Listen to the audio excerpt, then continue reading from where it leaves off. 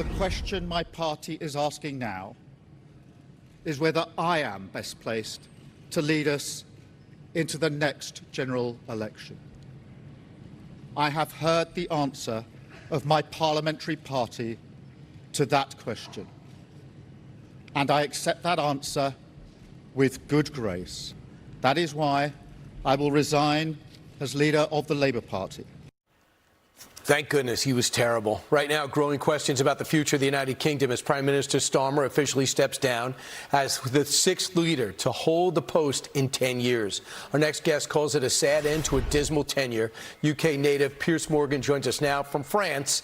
I don't know why he's not in America with the World Cup, but more on that later. Were you surprised to see the Prime Minister resign when he did? Well, just to be clear, when we get to the World Cup, I'll be in New York when we knock you guys out. So we'll come to that in a moment. Look, I think in relation to Keir Starmer, unfortunately, he managed to take an enormous majority, and then it turned out he had no plan. He was the man with no plan. And the first few things that he did were appalling. He attacked the pensioners, he attacked the farmers, he attacked pretty much every constituent in the country with new taxes and so on. He lost control of immigration, having vowed to smash the boats, smash the gangs and so on. He lost control of everything. This was a guy with no big ideas, no concept of how to galvanise Britain and restore us to greatness. And he turned out to be, and this is not a rude word, so I can say it, but he turned out to be an absolute clinker.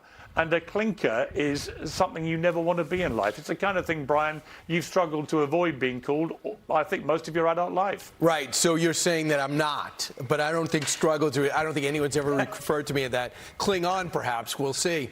So here's a little study. Are the British adults, are they satisfied with Starmer's performance? 16% said yes.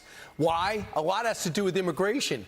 People arriving by small boat in the year 2026, 39,000. We watch what's happening in the streets. I watched the counter-protest of Brits who want Britain to be Britain again. So we're seeing a lot of what we went through 10 years ago, or actually 2 years ago before Trump took over. People saying, hey, can we have our country back? We just seem to be ahead of you. France also has a problem with immigration, correct?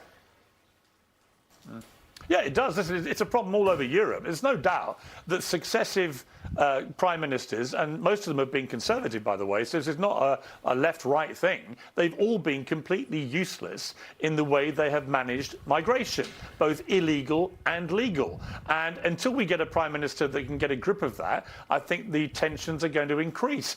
Plus, you know, our economy is underperforming. The pressure on public services, a lot of that, because of the increased number of people coming into the country, that has been collapsing. So there's a general sense that Britain has been floundering now for nearly a decade or more, and we are desperate for someone somewhere to come through and restore us. So I want to get to the World Cup, but Andy Burnham is probably the likely guy to take over, and they say that one of the reasons is he's the one who could hold off Nigel Farage and his rising party.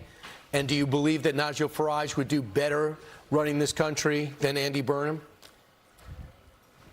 I don't really know. I think Nigel Farage's Reform Party are a bit smoke and mirrors, and they had a very bad defeat at the hands of Andy Burnham in the by-election a few days ago. Andy Burnham absolutely hammered the Reform candidate. And it may be that Nigel Farage has reached a tipping point and can't go much further with this party. Andy Burnham is pretty much a socialist, but I think he's going to move, as they all do, very quickly to the centre.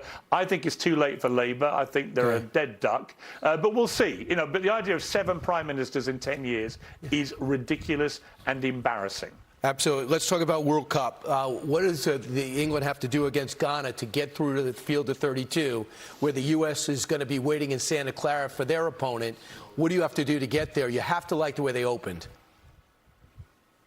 Look, I have a dream, Brian Kilmeade, and the dream is this, that as you as a great nation, and I love America and love Americans, even you, that on July 4th, as you celebrate 250 years of your cruel separation from my great nation's rule, that we will beat the United States in the World Cup and knock you out. And that will be the greatest single moment of my entire natural life. So the problem, Piers, is you guaranteed victory 4 years ago, and we ended up you lucky to get a tie.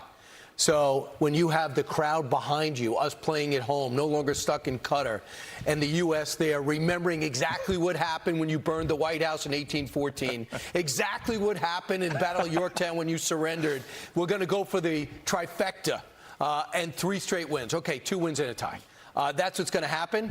But I will say this. I would love it better if we met in the finals. And I think it could happen. We'll see. Thanks so much. Imagine a World Cup final where President Trump has to hand the trophy to the captain of England, Harry Kane. He wouldn't do it. A man who has suddenly reversed 250 years of hurt and pain, right, who has restored us to greatness. And maybe in that moment, 2 things happen. One, we officially order you, having beaten you, to rename soccer football, which is what it is. And secondly, we bring back the British monarchy and install me as King Piers I of the United States of America. It will be a Wouldn't ceremony. that be a wonderful way to celebrate 250 years of your independence? Right. I don't think we need a king. I'm pretty sure we don't need a king.